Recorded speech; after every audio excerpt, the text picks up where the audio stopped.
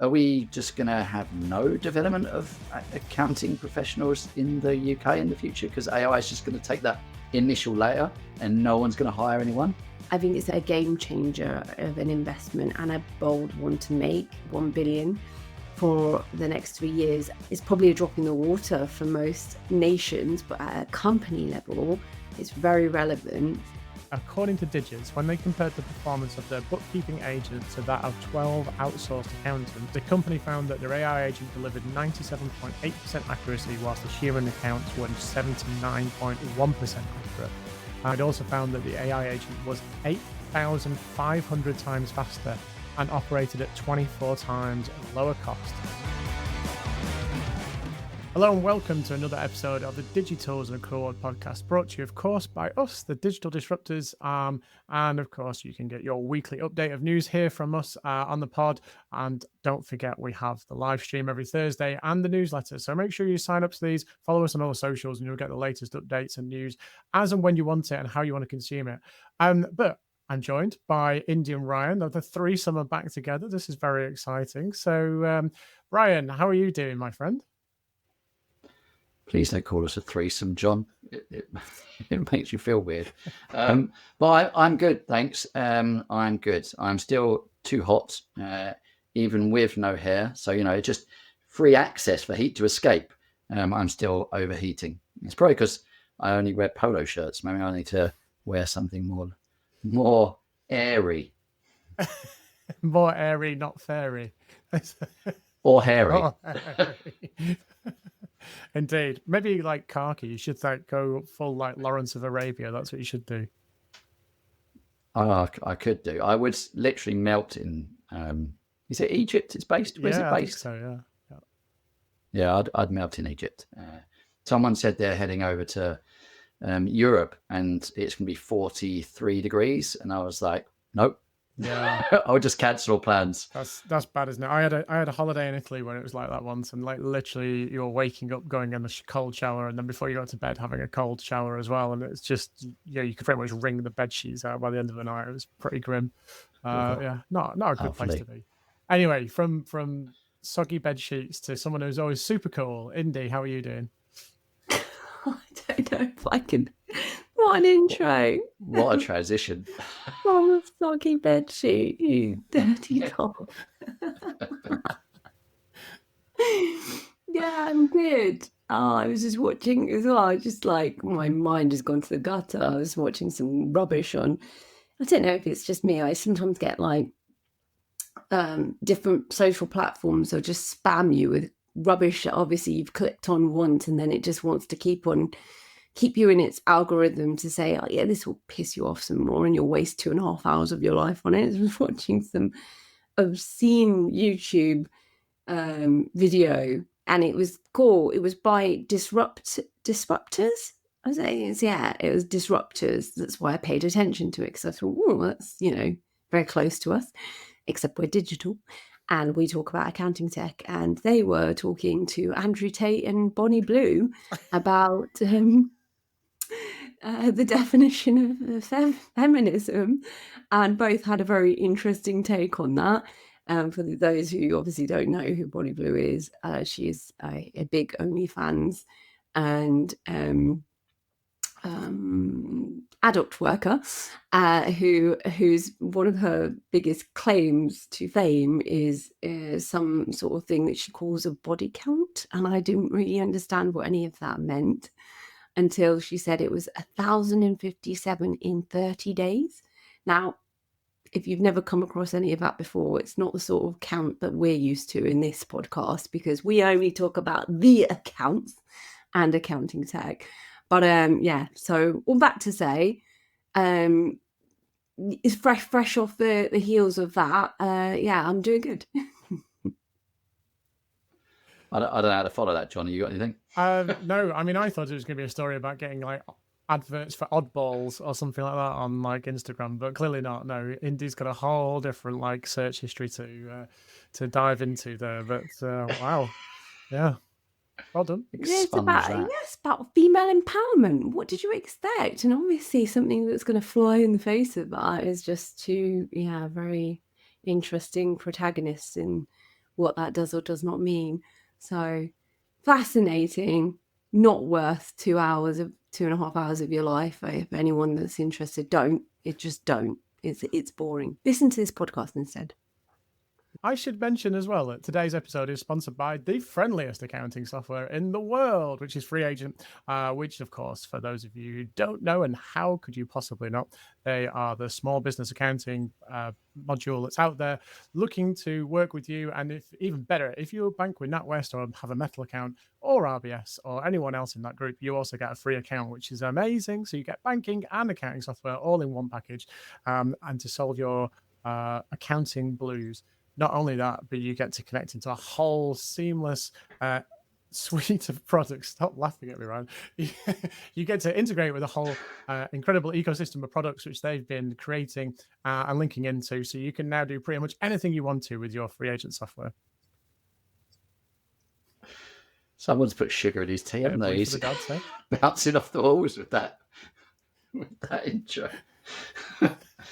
Right, let's crack on with some app news. Dear. Good grief. Right, let's get the news on. Let's do the news.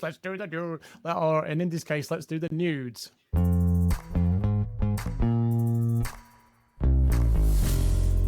Well, I've got something on the Big Four. Well, is it Big Four or is it AI? Let's talk about both. So as we'd probably start to expect, as AI starts getting rolled out across the accounting industry, the Big Four have decided they're going to slash the intake for their graduates. Now, what does that really mean? Well, KPMG have done the steepest cuts, trimming its 2023 levels of 1,400 graduates on an intake down to 940, which is quite a steep cut down. And why are they able to do this? They're using AI to automate and to replace those administrative tasks that a lot of those entry-level graduates will be completing. Now, I guess that's great, right? We've seen AI that can automate a lot of the process, but aren't we creating a bigger problem by doing this? Because now we're not got anyone coming up through the ranks. So the beauty, I guess, of the intakes from the Big Four is that either they would move upwards and become the future partners in those larger firms, or they would leave those firms and go to other firms and therefore develop and get better in those. But now we've not got any of that. So are we just going to have no development of accounting professionals in the UK in the future because AI is just going to take that initial layer and no one's going to hire anyone? It seems really short-sighted. And I do worry about the future of the profession in this country if all we're going to do is bring in AI and offshore everything else. I'm full rant at the moment, sorry. I thought that is, the approach that the Big Four were taking is quite radical. And I was quite surprised to see that, given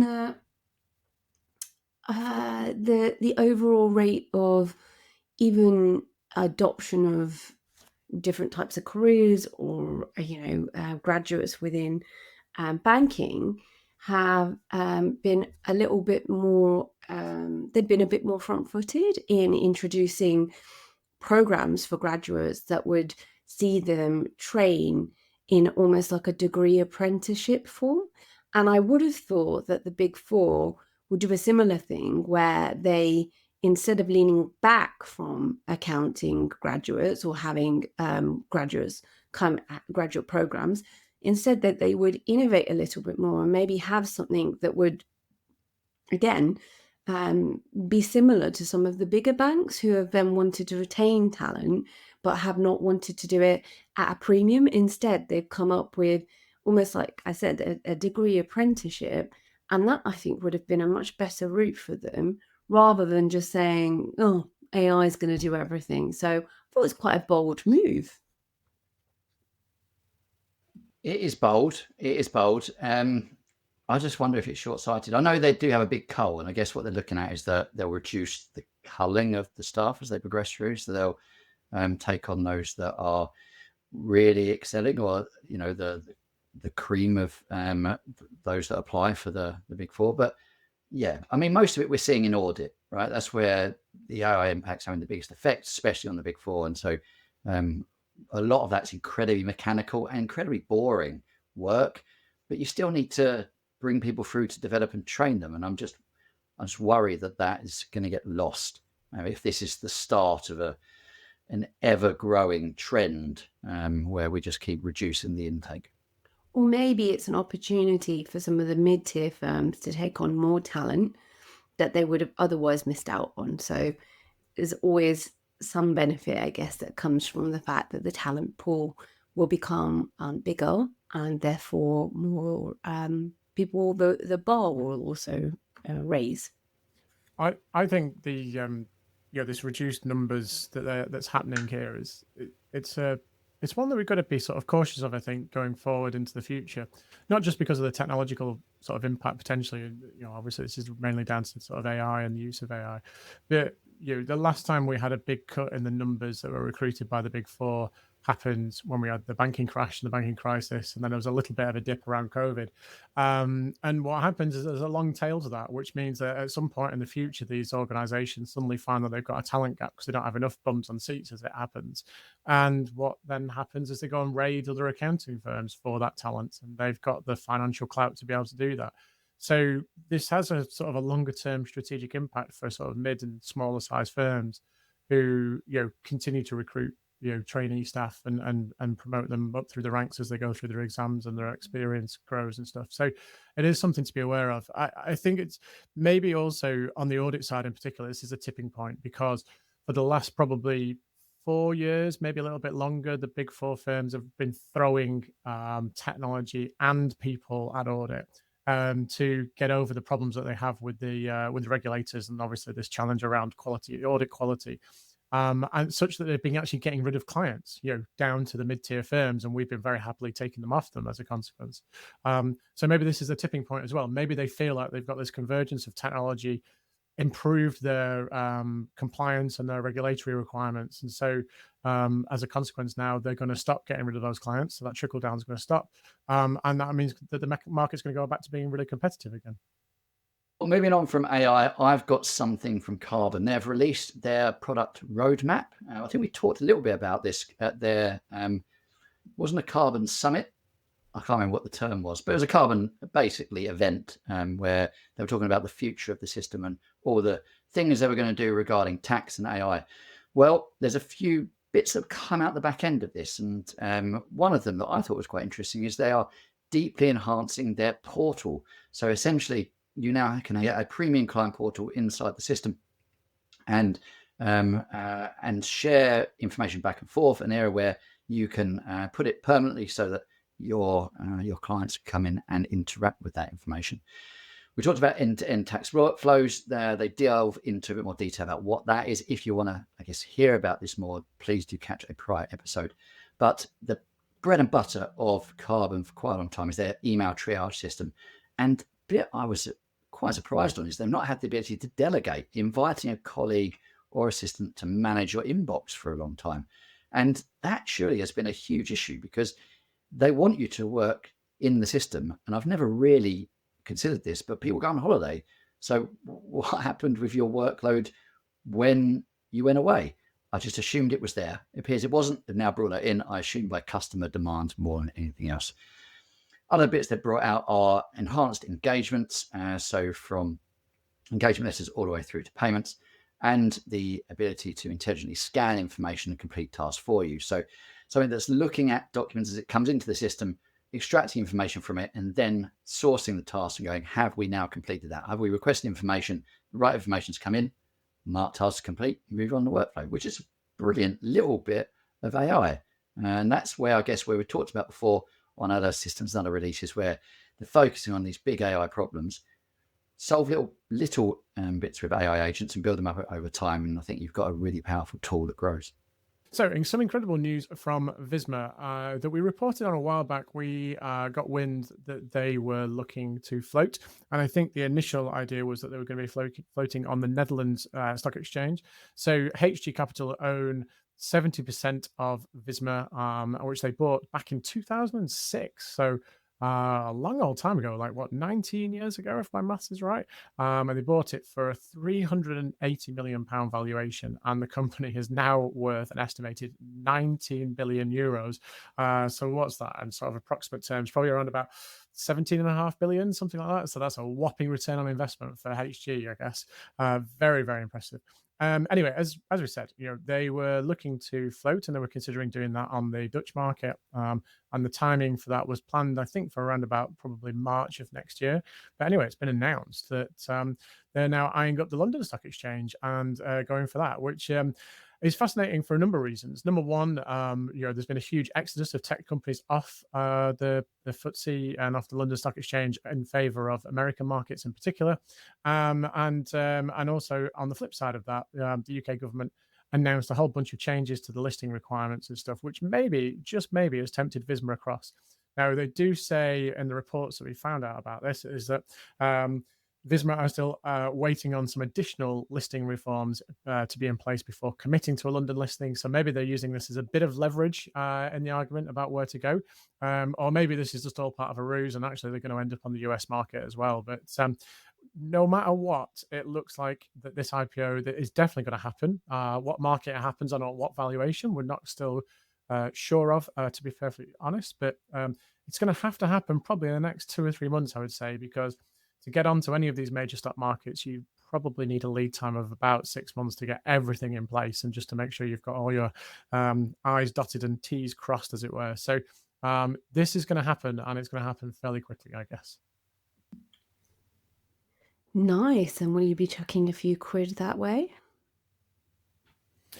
Oh, well, I could be tempted. I mean, I will definitely wait and see to see what the listing paperwork looks like and what's in there. But yeah, I mean, they are one of the biggest technology companies, about to go into a market that makes it accessible for you and I to invest in. So I think it would probably be a good idea. But like I say, that depends on what's in the docs and whether it's a good investment or not. I'm going to move on to Socket. It's completely I bet you different. are. So our friend Johnny Gorn, who runs Socket, and they have launched their new Leads module, which is a fully integrated client pipeline solution that aims to be simpler and more affordable than employing a traditional CRM system. So it emphasizes user setup and a cost-effective way for businesses to manage the client pipeline. And there's a breakdown of some of the key points, like fully integrated into the client pipeline for managing the client interactions and the sales process, simplicity, ease of use, the fact that it's all connected in, value for money, so you're not having to pay for another separate system and link that in. And obviously there's a time inefficiency in that, as well as, like, again, having a stronger data policy when you have multiple softwares. So a lot of value to it being executed in this way. And I think it's about time that we saw more of the systems taking that approach, because things like Salesforce, HubSpot, they have become a little bit more of a bin of data. And I think that's really unhelpful because they try to overcover many, many use cases. What I really like about this is that it will come at it just from the accounting a standpoint and the lens of seeing it connect to all of the data points that an accountant would benefit from that perhaps don't exist in some of the other systems, and without getting someone who's going to customize it for you and they would be an expert of that software. So a little bit more personalization. Well done to Johnny Gorn and the team on launching that. Absolutely. Kudos to Johnny and the team, constantly building out things that the market wants. And I think that's the most important thing. They do listen very attentively and then react to that. And I guess Socket Leads, not to be confused with their S&M range, just in case you're wondering. FYI has integrated with BGL, which is already used by practices in Australia and New Zealand, is now available to UK practices so that they can bring powerful automation and document management capabilities.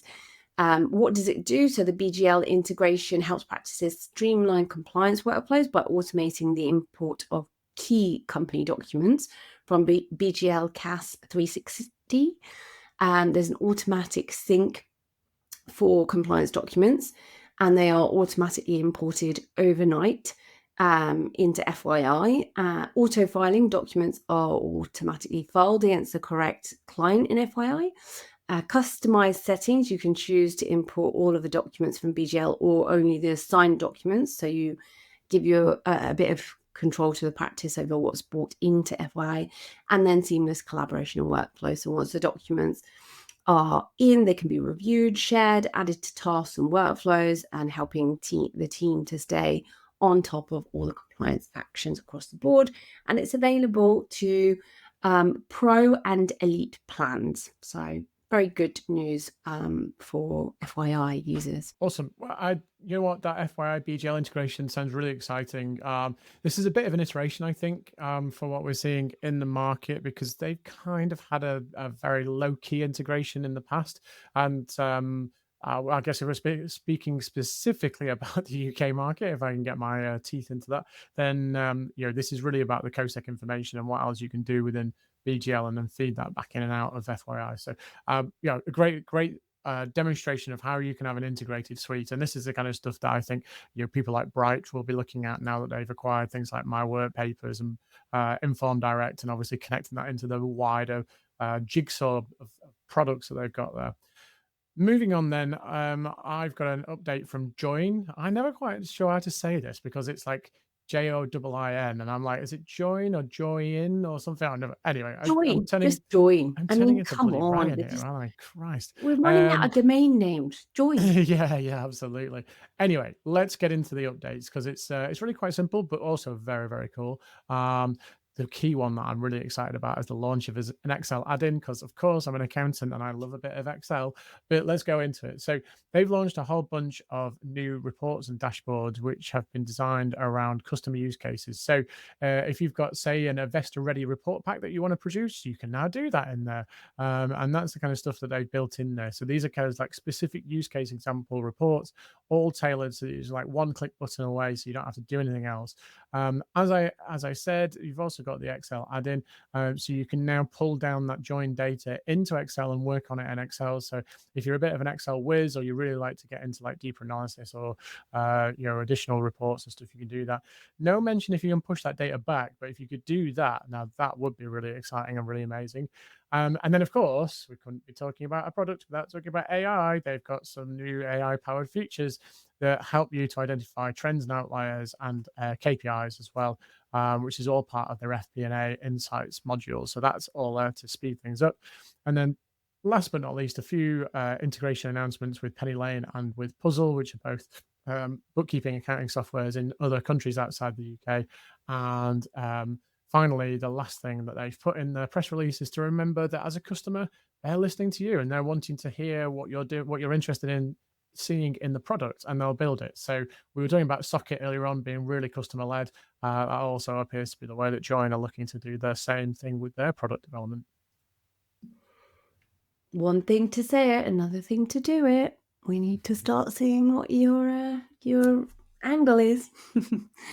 RSM US is making a bold move with a $1 billion investment in AI over the next 3 years, which is a bit of a shift in how accounting firms are leveraging technology to deliver value. And we spoke a little bit about this on the last pod when we were talking about some firms are taking a more proactive stance in terms of how they are building technology. So the firm isn't just adopting AI in its raw sense, it's fully integrating agentic AI platforms into its operations, aiming to transform client service delivery across its tax assurance and consulting offers. Why does this matter for accountants? RSM's push is not just about automating workflows, it's about unlocking deeper insights, enhancing agility, driving more impactful services. They're using AI to automate and to stay on top of the regulatory changes so that it's about boosting their efficiency and responsiveness to client needs, etc. It's I think this is interesting given that AI is becoming more of a strategic core to how they'll interact with middle market companies, and those accountants who embrace that type of technology will be able to work a lot smarter with a faster solution in hand compared to those who don't really have a stance on their own agentic AI and where it should fit. I think it's a game changer of an investment, and a bold one to make, 1 billion for the next 3 years. I think, given it's probably a drop in the water for most nations, but at a company level, it's very relevant for CFOs, especially where generative AI is going to be trained and be much more intuitive with the financial reporting, given the amount of data they already have to train the model. So it's rapidly evolving, I guess, for them, and how they'll see the stance of how it will be executed in the practice. I really loved this, John. I don't know that we would have an equivalent in the UK, especially where, we're starting the pod with the Big Four slashing graduate jobs for AI without actually announcing how much more they're investing in AI or agentic AI, for that matter, compared to this article from RSM. I mean, the Big Four, certainly UK, probably internationally, have made big announcements about investments into AI, probably around about a year ago, and they were big numbers like this, billions of pounds worth. I guess the question that I have for RSM, which is the same as it had for the big boys as well, was, is this £1 million cash invested in technologies? Or is this a reallocation of individuals, in which case part of this investment is going to go towards the salaries, and that's not a bad thing. I'm just wondering, how they're allocating this investment and stuff. Because I mean, when you see investment, I think typically we think, oh, that's going into something fairly tangible and not kind of the operating costs of a business. Now, that's not to say that's right or wrong. I'm just asking the question. And I think what's really interesting from an RSM US point of view in particular is that the PE market in the US has picked up big time over the last couple of years. And they've really, really gone after the PE firms, have really gone after the really, really big firms. And RSM US are one of the few firms that have said, we definitely want to stay independent and out of this market. So it's a proof of the pudding that you don't need PE money to make these big, large scale investments in enhancing the way that you operate your business. One final thing on AI agents then from Digits, which is the only creator of an autonomous general ledger, this new acronym that we're getting used to, an AGL. So Digits, in case you're not aware, is based over in the US. Historically, I guess, used to be just a kind of, I say used to be because that's doing them a disservice, but was a chat service that you could integrate into things like Xero and QuickBooks, and then broadly moved into doing some of the day-to-day bookkeeping and things. And now they have decided that they've launched this general ledger, which effectively replaces their requirement to rely on a third party and allows them to do all of what they were doing before, that bookkeeping side of things, in-house within their own product.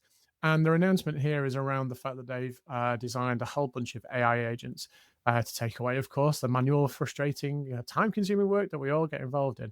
And they've got 3 agents. One is a bookkeeping one that categorizes, matches, and cleans up data whilst users approve the exceptions. They've got a finance agent that helps with creating dashboards, and that helps you to identify trends automatically within your data. And then finally, the reporting agent that drafts interactive reports to include charts and insights, which I guess for me is probably the one that's easiest for them to produce, because that's very, very similar to what their kind of original chatbot used to do, because you could get it to tell you, say, like your marketing trend or something like that in terms of investment and spend.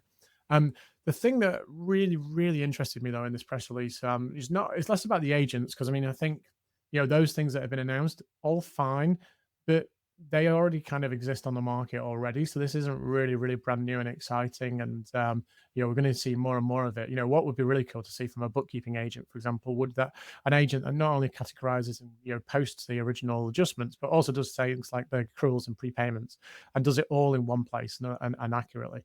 But I saw these stats, and I thought this was really, really impressive. So according to Digits, when they compared the performance of their bookkeeping agent to that of 12 outsourced accountants, so not a big sample, but the company found that their AI agent delivered 97.8% accuracy, whilst the human accounts were 79.1% accurate. It also found that the AI agent was 8,500 times faster and operated at 24 times lower cost So no wonder the likes of RSM and everyone else are making these kind of investments. Yeesh. Oh, that is a count. That's impressive and scary. 8,500 times faster. That is mind-blowing, isn't it? Absolutely mind-blowing. No, it's the way the world is going, so we're surprised. But yeah, that I think quality in is quality out at the end of it. So we've got options, and we've got the ability to learn more from things like the AI, something that you guys went to, and we've still got a little bit of a way to go in terms of seeing how this really impacts like the livelihood and the routes forward that most of us will take. So it's sort of scary but exciting. Absolutely. Indeed. Well, there you go. That wraps up another episode of the Digi-Tools and Accrual podcast. I'm delighted to say, of course, that we're here every week, released on a Monday, ready for you to listen to. And a reminder that we have the live stream that goes out on Thursday morning at 9 a.m, where we deep dive into a particular news item just to explore that in a little bit more detail than we get the chance to here. And equally, if you want to catch up with your news in written form, we do the newsletter that goes out every week as well on a Friday, so you can catch all the latest, greatest news as it happens, because obviously there's a little bit of a delay whilst we pull this podcast together and collate everything. And finally, one final shout out to Free Agent, our huge sponsors. Very, very proud to be sponsored by you, and it's great to work in collaboration with the friendliest accounting software in the world. And also the most intuitive and well connected to other payment and financial systems. Oh, you're such a nerd.